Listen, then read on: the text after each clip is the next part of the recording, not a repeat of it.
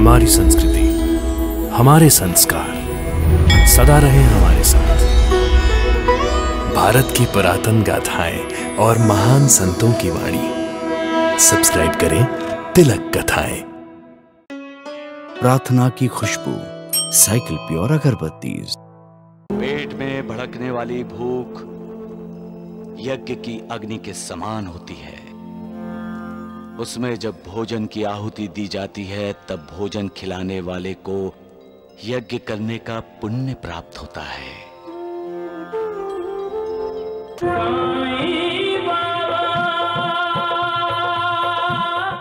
इंसान के किए हुए पाप जब उसके सामने आते हैं तो इंसान अपने पापों को देखकर डर जाता है। पाप करते हुए वो अपने विवेक की हत्या करता है और जब उसका न्याय होता है तो वो पछताता है।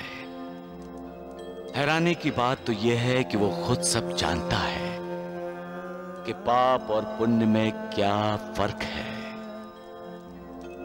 फिर भी वो स्वार्थ से प्रेरित होकर ईर्ष्या करता है, धोखा करता है, विश्वासघात करता है।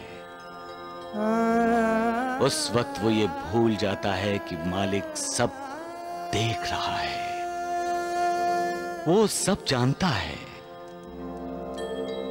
उससे कुछ भी छुपा नहीं है और वो किसी पर अन्याय नहीं होने देता। सबका मालिक एक।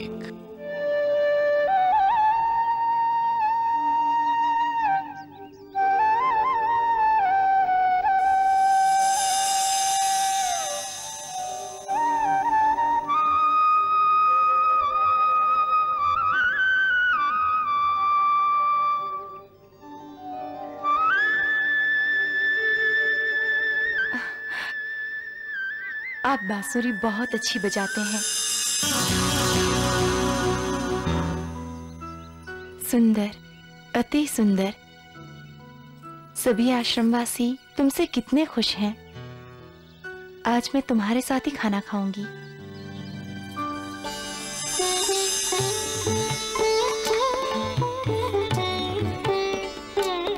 इस संधे को कोई खाना खिलाएगा? हमने कई दिनों से खाना नहीं खाया। भैया, कुछ खाने को दे दो। भगवान आपका भला करेगा।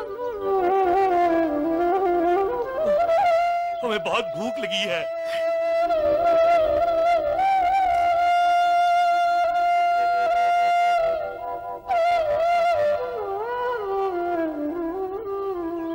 भूख लगी है। हमें कोई खाना हमें दे कोई दो। खाना देगा?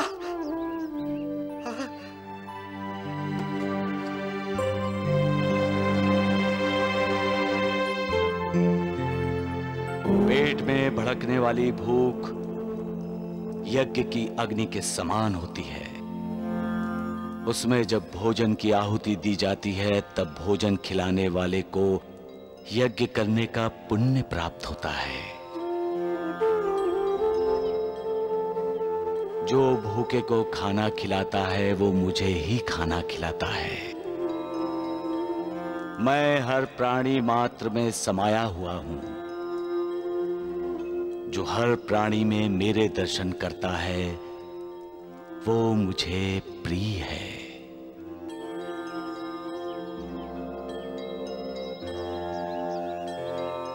हे रामलाल भाई साहब के बाबा, मेरे भाई साहब मनीषा भाभी और राजेंद्र जहां कहीं भी हो, कुशल से हो, स्वस्थ हो, खुश हो। नसीब का लिखा कोई नहीं मिटा सकता। हमारे कर्मों के फल अच्छे या बुरे हमें भुगतने ही पड़ते हैं। जो पीड़ा, दुख, कष्ट हमारे हिस्से में आते हैं वो हमें सहन करने ही पड़ते हैं।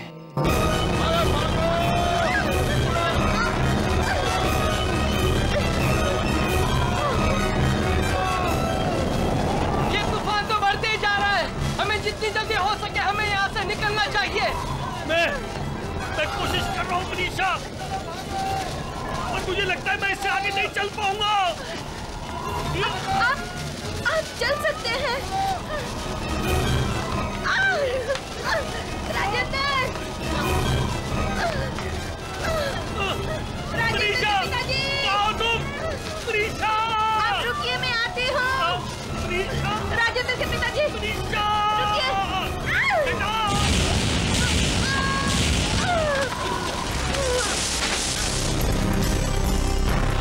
मनीषा! बेटा! मनीषा! बेटा!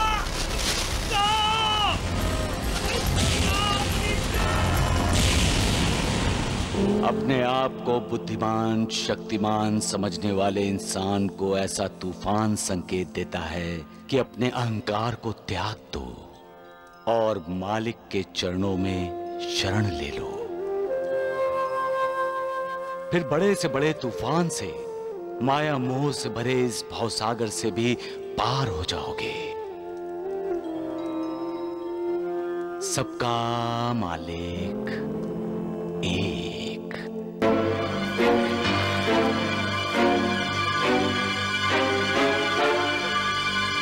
राजेंद्र के पिताजी! पिताजी! पिताजी! चल बेटा, पिताजी को ढूंढते हैं। नहीं माँ, मुझसे नहीं चला जाएगा। मुझे बहुत दर्द हो रहा है। हे भगवान, ये तो मेरी कैसी परीक्षा ले रहा है। कोशिश कर, मैं लेकर चलती हूँ।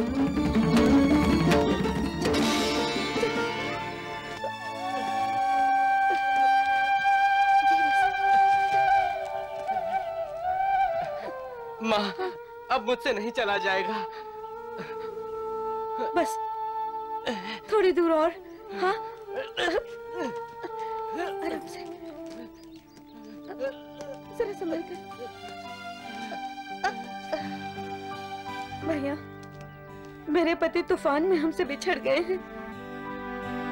वो देख नहीं सकते, इसलिए मैं उन्हें ढूंढने जा रही हूँ। जब तक मैं लौट कर ना आऊं, क्या आप मेरे बच्चे का ख्याल रखेंगे? तुम चिंता मत करो बहन, तुम जाओ। जब तक तुम नहीं आओगी, इसका ध्यान मैं रखूंगा। मैं अभी पिताजी को ढूंढ कर आती हूँ। अपना ख्याल रखना। मनीषा! मनीषा! मनीषा! मनीषा! राजेंद्र! राजेंद्र! राजेंद्र! रुक जाओ रामलाल, रुक जाओ।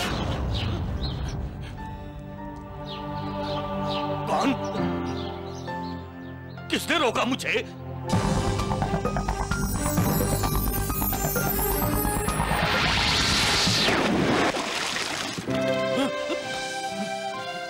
इसका मतलब है मैं एक चट्टान पे खड़ा हूं और नीचे गहरी नदी है।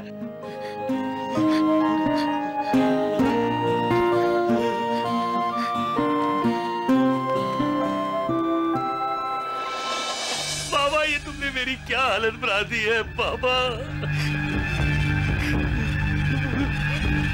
मुझे मेरी फिक्र नहीं है। मुझे तो बाबा मनीषा राजेंद्र की फिक्र है।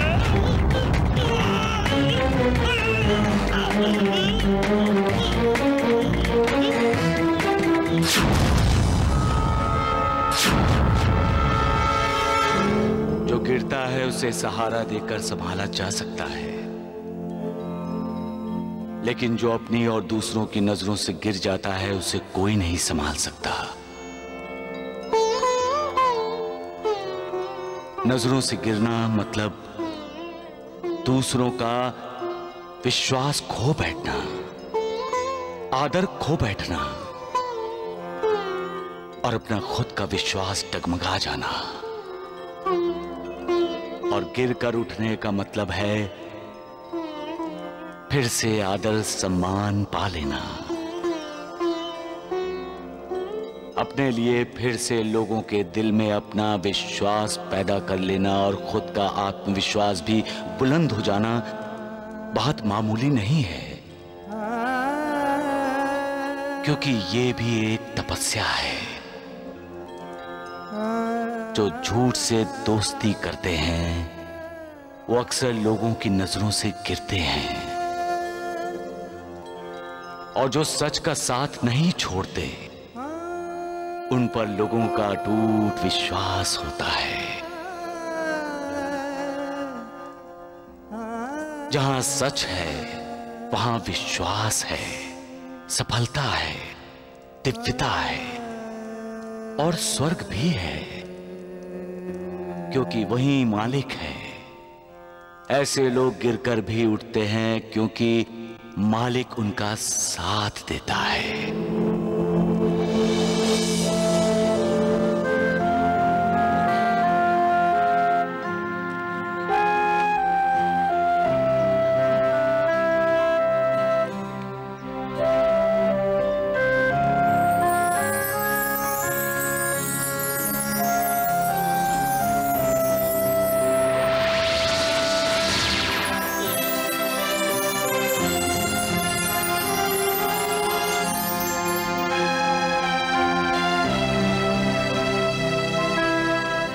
मनीषा,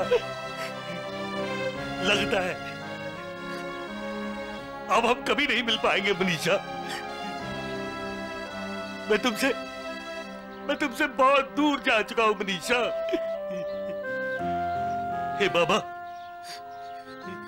मनीषा और राजेंद्र की रक्षा करना बाबा।